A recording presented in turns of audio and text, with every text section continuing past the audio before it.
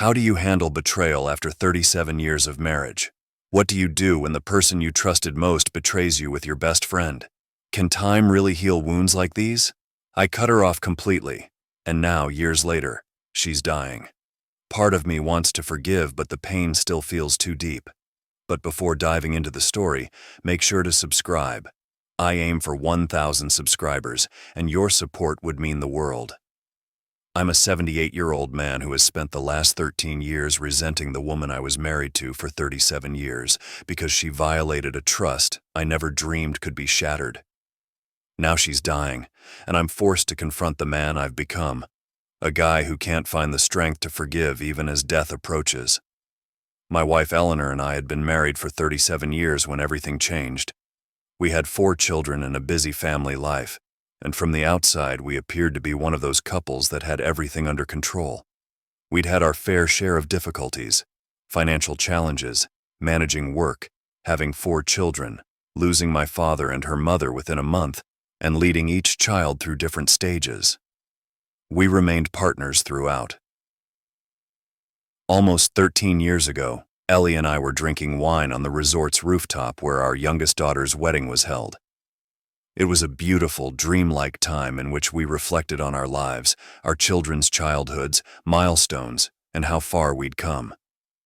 After 37 years, we were tearful, saying, "I love you," thanking each other for our support and apologizing for our previous actions. She then revealed a bombshell. She went silent and said she wanted to tell me about something that had been bothering her for decades. I expected her to bring up her fallout with her mother before she died, but instead she appeared pallid as if she was bracing herself. She brought up a trip to Florida with Tom's family. I remember the kids being in middle and junior school. She claimed that on our final night in Florida, when Tom's wife Marie and I went to bed, she and Tom sat on the porch by the lake drinking beer. Something about that night, the wine, the serenity, or even my loneliness from being so busy, distracted them. My heart fell as I inquired what she meant. She added that while discussing their lives, one thing led to another, and they found themselves in the attic. I understood. She didn't say anything else. I did not yell, scream, or retaliate. I just sat there, stunned, minutes after feeling like the luckiest man in the world and now broken. She attempted to console me, but her contact sickened me. She wailed, saying that it would never happen again. She had kept this secret hidden for years, expecting to take it with her to the grave. But she chose to tell me that night, whether out of shame or a twisted sense of honesty. I sat silently, contemplating my trip back from Florida. The memories felt faded, and I couldn't recall any unusual behavior. They had done an excellent job concealing it. She prodded me to respond, but I remained silent, her presence suddenly smothering. I got up and went into the room. She followed me quietly. Lying next to her in bed destroyed me inside. The next morning, we departed gently. The kids assumed we were fighting about something minor. I barely noticed the drive home since I was preoccupied with my thoughts. It was a haze when we came home that evening, and as soon as we were alone, she began screaming, saying my silence was killing her. She grabbed my arm and urged, "Please talk to me. Say what you're thinking." I assumed our marriage was strong enough to withstand this. Hadn't we gone through worse? All I said was, "Let us rest. I'm dizzy from the travel." Then I went to my study, closed myself in, and fell onto the couch. My study was my escape, a place to unwind and rejuvenate, and at the time I wanted to disappear. I started thinking about my alternatives. I remember my older brother had relocated to our ancestral home. We hadn't spoken since I married Ellie, because they had a long-standing animosity. Still, I called him hesitantly and expressed my desire to return to the farm. I wasn't asking for permission. I already owned some of the property. Surprisingly, he remained calm and understanding. He asked if my sophisticated wife was prepared to leave her city life, and I said I would relocate alone. He didn't ask any additional questions and advised me to move into the house across the street, which had been vacant for some time. After retiring, I ran a store and decided to sell it. The adjoining store owner purchased the lease, which took a week to finalize. During that period, I spent much time studying or going for long walks to avoid Ellie. I ate out or brought takeout, and she would leave notes in my study saying, "We'll make it through this. We've gone through worse. I love you and miss you." While Ellie was at church on a Sunday, I sent my belongings to the farmhouse, primarily books, clothes, and piano. Then I grabbed my car and drove for 4 days, staying in hotels. I turned off my phone, expecting her to call when she found the house vacant. She tried to call me, but I had changed my phone number and removed my social media accounts. I completely stopped contacting her. I'm still unsure if I was avoiding her treachery or attempting to wipe it from my life by leaving. Eventually, she contacted our children, who attempted to file a missing person report. Still, the police discovered no foul play because I had departed voluntarily. I left her everything: the house, retirement money, and rental income from 2 houses I'd purchased after selling my business. I wanted nothing but tranquility. When my niece visited my brother, she told my son, and that's how they discovered I was staying there. My daughter visited, looking for answers, and I encouraged her to approach her mother. Ellie eventually told the children the truth, hoping they could assist mediate. They were initially outraged with her, but witnessing her sorrow softened them, and one by one they reached out, wondering why I couldn't just forgive her and why I was so stuck in the past. I told them I needed time. They tried several approaches to reconcile us, including asking me to attend family gatherings and life events. I never showed up, missing birthdays, anniversaries, my grandchildren's births, and milestones. Then my youngest son flew out to visit me, claiming Mom was devastated without me and begged for forgiveness. I informed him that it wasn't something I could simply provide.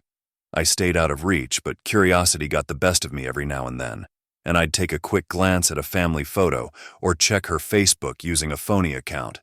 I realized she hadn't been active recently. I observed from a distance, never letting anyone know I was still staring. 13 years later, around 2 months ago, I learned Ellie was terminally ill and just had a few months remaining. My son called, telling me it was time to return and that she hadn't long. But I couldn't leave. The betrayal was as sharp as ever. I knew she wanted to see me, to find closure. But I couldn't bear the thought of sitting by her bedside and appearing to forgive something I couldn't forget. The vision of her and Tom in the attic still haunts me. Every family function and holiday with Tom now felt like a lie. The kids, of course, agreed with her, claiming I was being too severe and that she had suffered enough. They don't understand. It's not about punishment. It's about knowing I've been duped for decades by the 2 people closest to me. Tom was meant to be my friend, but they shared a secret I was never supposed to find out. How could I just let it go? My daughter video called yesterday, pleading with me one final time to go see Ellie. She is on her deathbed and wants to see me one last time. She isn't well enough to come here. My children have even threatened to cut off all contact with me if I don't leave. I know their remarks are hurtful. They don't want to watch their mother suffer, and part of them blames me for her declining health. Deep down, I realize I'm being unreasonable. Perhaps she would have lived longer if things had gone well between us. She was always healthier and younger looking than me, but guilt consumed her. I'm unsure why I'm writing this. Perhaps it's just to get it off my chest. There may be differing viewpoints, but I can only comprehend what is happening inside me. I don't want her to die, but I also don't want to forgive or even show her my face. Technically, we are still married. I never divorced her but wanted to disappear. So if you count the last 13 years, we've been married for 50 years. Funny, because one of our aspirations when we were dating was to celebrate our 50th anniversary with children and grandchildren. We used to scoff at the idea, but it came true, even if we never celebrated it together. Yeah, that's different from how anyone imagines commemorating 50 years of marriage. It feels unjust that my children resent me in part because she chose to betray me. Just because someone is dying does not mean it is time to forgive. Forgiveness should not be given simply because people pressure you to do so. Whatever decision I make must feel authentic, and that is all anyone can ask. She's gone. It had been a month since her passing. I was there at her bedside, watching her breathe her final breath. Days after my daughter's call, I grappled with the picture of Ellie alone, ill and dying. I had spent so many years avoiding her, suppressing my anguish that I felt more like a ghost than a man. Then, one morning, something snapped. Perhaps it was guilt, or maybe I was finally prepared. I reserved a ticket home. Walking inside her hospital room felt like returning to a life I had attempted to leave behind. She seemed fragile, unlike the woman I recalled. Her face brightened up when she spotted me, and through tears, she said, "I'm so sorry. I've regretted it every day." I cried for the first time in 13 years while holding her weak hands. We sat there mourning, facing a life of pain together. She kept asking for forgiveness, and I wanted to offer it, but resentment clung to my veins like poison. I didn't want her to die, but I couldn't truly forgive her. She pleaded with me to stay in her final days. I pledged to try, and for a while I did. We talked about our children and past memories. I would occasionally catch glimpses of the life we used to have. She begged for forgiveness several times, but I could only reply, "I'm here, aren't I?" I couldn't lie to either her or myself. Then something unexpected happened. Tom showed up.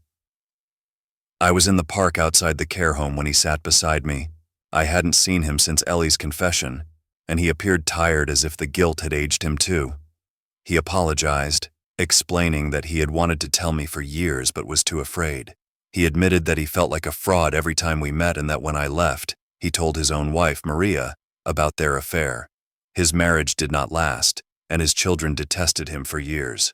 Only recently, following the birth of a granddaughter, has his family begun to reconnect with him. He told me, "I regret that moment every second of my life. I wish I could go back, undo that thing," he wailed, and I cried as well. There was this eruption of emotions, these horrible, terrible emotions, as if years of hatred and resentment had suddenly reached their breaking point. At that point, I understood he too had suffered, though perhaps not as much as I had. He had paid his own price. Seeing him broken and regretful sapped something out of me and stripped me to the bone. It didn't take away the pain, but it did show me that they were both human and were tormented by that one night in ways I didn't fully understand. When her condition worsened, he came to see her. No words, just silent weeping from all three of us. I held her hand the night she died, feeling a knotted knot of love and treachery inside of me. When she took her last breath, I felt the last of her rage surge up, the final wave of bitterness before everything settled like dust after a storm. I was left with a deep, throbbing sadness, not just for what she'd done, but also for what we'd lost, and in some ways for what I'd missed by not letting go sooner. Now she's gone, and I'm here, an old man with only memories. The kids still believe I was overly harsh. Maybe they are right. However, I am confident that I did what was necessary. I adored Ellie, but couldn't look at her the same way after she deceived me. Some wounds are too deep to heal, and forgiveness is too much to ask. Whatever I left to her, she returned to me, the children, the house, the properties. I honestly don't want any of it. Nothing makes sense to me now. What am I going to do with all of this stuff? I constructed it so that we could both enjoy it, but there's no sense now. It will only be a matter of years before I am also gone, if not months. My heart feels heavy and sorrowful. I have yet to come to terms with the fact that she has left. Maybe I should not have come. I should not have seen her in such a sad situation. It is troubling me. I'm still trying to figure out what I hope to accomplish by writing about my emotional state here. Perhaps I want to understand my own decisions or know whether anyone else feels the same way. Could you forgive someone after such a long time, or has forgiveness become a fiction we tell ourselves to get by each day? I can't force or fake forgiveness, especially when the damage is so deep. Sometimes just turning up in those final moments was the best I could do, and I believe Ellie understood. That's all for today's video. If you loved it, please like, subscribe, and click the notification bell to ensure you don't miss any future updates. Thank you for watching, and we'll see you next time.